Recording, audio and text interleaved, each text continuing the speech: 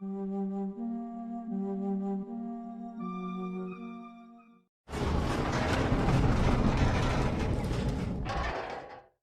n'arrive pas à croire que nous soyons prisonniers de la pierre. Nous devons absolument trouver un moyen de nous échapper. C'est facile à dire, mais comment allons-nous faire? Nous sommes enfermés dans cette cellule et les agents sont armés jusqu'aux dents. Je pourrais essayer de briser les barreaux de la fenêtre avec mes dents. Non, non, pas de bruit. Sinon ils viendront et nous mettront dans une cellule encore plus sombre. Calme, calme. Gollum a raison, nous devons être discrets. Jormo se sentait de plus en plus irrésistiblement attiré par les univers fictifs. Il passait de plus en plus de temps dans ces mondes imaginaires, se perdant dans leurs histoires et leurs personnages. L'anneau qu'il possédait semblait amplifier cet effet, le rendant encore plus dépendant. Jormo commença à ressentir les effets pervers de son pouvoir, perdant progressivement le contact avec la réalité. Il se rendit compte qu'il était en train de devenir esclave de l'anneau et de ses pouvoirs, mais il était déjà trop tard. Il ne parvenait plus à se détacher de ces univers fictifs, il avait besoin de toujours en explorer de nouveaux. Ah, l'anneau, mon précieux, mon seul ami. Il te promet tout ce que tu veux, n'est-ce pas, mon maître? La puissance, la gloire, l'infini. Mais tu dois faire attention, Jormo.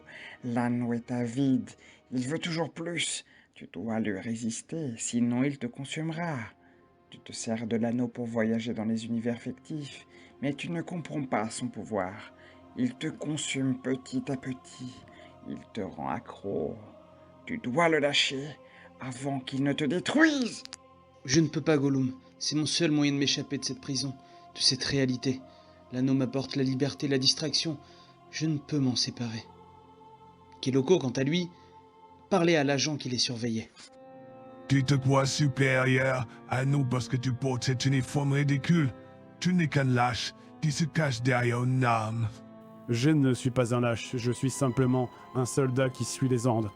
Et mes ordres sont de vous surveiller et de vous empêcher de fuir. Les ordres de qui? D'Obélixo? Du général? C'est Tio qui veut dominer le monde? Je ne permettrai pas de juger mes supérieurs. Mon travail est de maintenir l'ordre et la paix. Ah, la paix. Vous appelez ça la paix? Enfermer des innocents dans une cellule et les priver de leur liberté? Vous êtes tous des criminels accusés de crimes graves. Vous serez jugés et condamnés. Soudain, la porte du couloir de la prison vola en éclats et assomma l'agent. Obélix et Victorino étaient venus les libérer. Nous sommes venus vous libérer, Jormo. Vite, dépêchons, le temps presse.